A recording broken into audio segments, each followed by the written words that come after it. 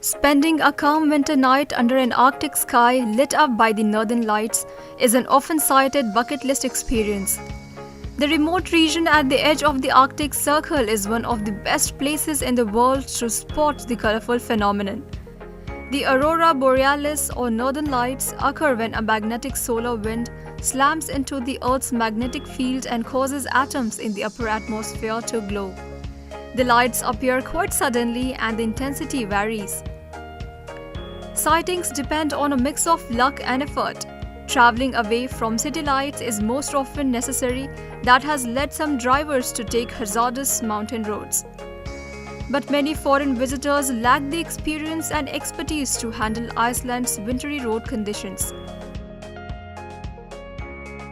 The weather and the road condition change accordingly. It can go from being a dry road to being an icy and slippery road in a matter of minutes. Could say that we have a saying in Iceland that the weather changes every 5 minutes. And this is something that is unusual for many of our foreign guests. So the weather and the road conditions, they change accordingly. It can go from being a dry road to being an icy and slippery road in a matter of minutes. Of the 18 people who died in a traffic crashes in Ireland in 2018, half of them have been foreign nationals, continuing a trend that started the year before when more foreigners than residents died for the first time. Police say some accidents happen when drivers on main roads hit the brakes quickly because of a sudden sighting and get hit from behind. Driving in the Icelandic winter roads, it's tough, definitely tough. The days are very short during winter, and so I've been driving in pitch black darkness for most part the past few days, and the roads are very narrow, and sometimes we get very strong winds. So it's something that I'm not quite used to, coming from a small city.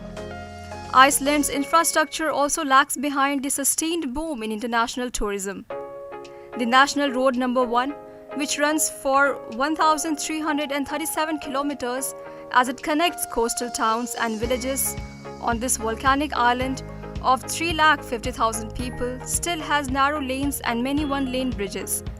Last month, an SUV carrying 7 British tourists plunged off a lane bridge on the road number 1 in southern Iceland, killing 3 people and critically injuring the others. You don't really need to go very far, just outside of city lights.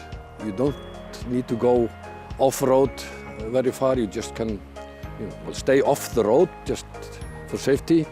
But in general, just outside of the glare from the city lights is enough if you are in the rural region.